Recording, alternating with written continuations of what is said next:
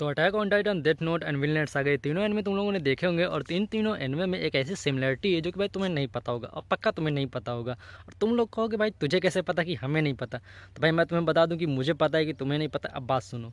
तो ये जो attack on Titan and Vinland saga, death note, ये तीनों एनिमे हैं, और इन तीनों को जो मेन कैरेक्टर हैं, Eren Yeager, light Yagami, Vinland saga कह रहा हूँ, सॉरी, थॉरफिन। तो ये तीनों जो इनके कैरेक्टर, भाई इन तीनों के जो गोल है ना, काफ़ी ज़्यादा सिमिलर से साउंड करते हैं।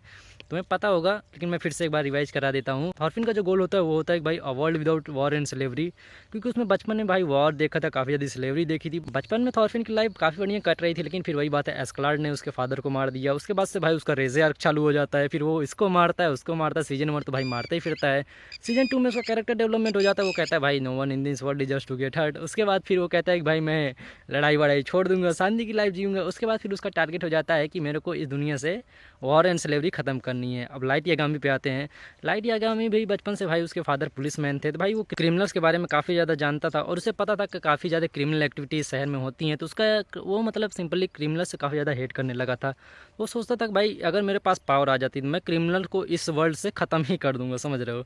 तो उसके पास लास्ट में पावर भी आ भी जाती है, लास्ट में कह रहा हूँ, शुरुआत में ही पावर आ जाती है, डेथ नोट मिल जाती है, जिसकी वजह से वो काफ़ी ज़्यादा क्रिमिनल्स को मारता है। एंड उसका टारगेट होता है कि भाई अ वर्ल्ड विदाउट क्रिमिनल्स। अब आते हैं हम एरन येगर पे। तो एरन येगर भी बचपन से उसकी लाइफ भी भाई बढ़िया कट रही थी, लेकिन फिर एक दिन आ जाते हैं टाइटन्स एंड उसकी माँ को भाई खा लेते हैं, जिसकी वजह से भाई की क्या होता है कि एरन येगर भी, उसका भी रेजे आर्क चालू हो जाता है।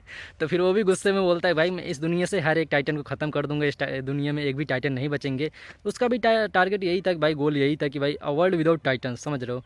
एरन येगर का गोल काफ़ी ज़्यादा भाई भटक भटक जाता है भाई, लिटरली मतलब 80% ह्यूमैनिटी ख़त्म कर देता है भाई, बीच में इसे थोड़ा सा भटक जाता है। बट भाई टारगेट उसका क्या बोलते हैं कि टाइटन ख़त्म करना ही था।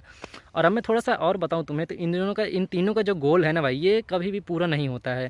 अगर हम लाइट यागामी की बात करें, तो लाइट यागामी काफ़ी ज़्यादा क्रिमिनल्स को मारता है, बट भाई लास्ट में उसकी डेथ हो जाती है। एंड काफ़ी ज़्यादा क्रिमिनल्स अभी भी बच चुके थे, तो वो सिंपल बात, उसका गोल पूरा नहीं होता है। थॉरफिन की बात करें तो थॉरफिन भाई ऐसा है कि थॉरफिन जो बताता है war and slavery, a world without war and slavery, वो भाई पॉसिबल नहीं है। कि जब तक इस दुनिया में दो से ज़्यादा इंसान है, एक से ज़्यादा इंसान है, तब तक वॉर एंड स्लेवरी कभी ख़त्म नहीं हो सकती। अब बात करें हम एरन येगर की।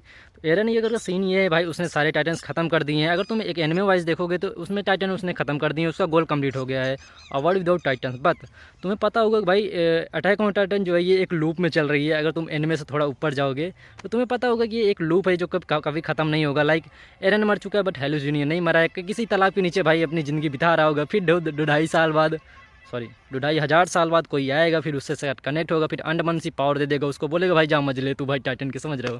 तो ऐसा सीन होने वाला है। बाकी भाई ऐसा मेरे को लगता है, मैंने सोचा था ऐसा कोई और इनमें है भाई जिससे इन तीनों के गोल से भाई सिमिलर मैच करता हो, मेरे को कमेंट में बताओ।